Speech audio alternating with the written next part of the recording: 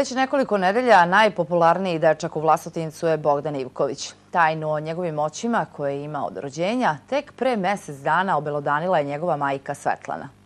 Bogdan ide u prvi razred osnovne škole i kažu roditelji da je po oceni učiteljice jedan od boljih učenika u odeljenju. Međutim, osim što lepo crta i piše, Bogdan može još mnogo toga, što njegovi drugari ne mogu, pa je zato prava atrakcija u školi. Na njegove grudi lepi se sve što u sebi ima metala. Zato je Bogdan dobio i novo ime. Pa u X meni je onaj što lepi. Kako se on zove? Magneto. Znaju deca šta ti sve možeš? Pa da. I kako reaguju? Pa ljuti su na mene neki put. I sad im je šao što ja imam moć, oni nemaju. Za ne verovati, čitav esej na grudima malog dečaka, daljinski, mobilni telefoni, olovke, upaljači, a sve je počelo odmah nakon rođenja, kada je majci ispala kašičica i zalepila se na grudi dečaka. Međutim, za to niko nije čuo do pre nekoliko nedelja. Pitali smo Svetlanu zašto. Da li vas Bogdanova moć plaši?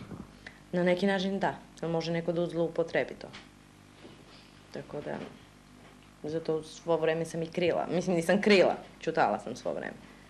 Konsultovali su se sa lekarima da vide o čemu se radi i dobili su odgovor. Dečak ima višak energije koja može, osim da se igra magneta, i da pomogne. Značajni boljitak osetile su mnogi komšije sa reumom, ali i njegova majka koja je u trudnoći dobila epilepsiju i koja od pre mesec dana ne uzima lekove, jer, kako kaže, sin je leči svakodnevno sa po 10 minuta držanje ruke na njenom čelu.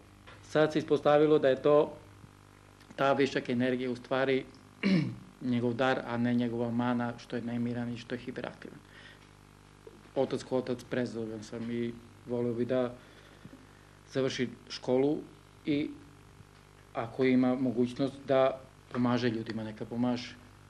Bogdan će na Đurđevdan proslaviti 8. rođendan.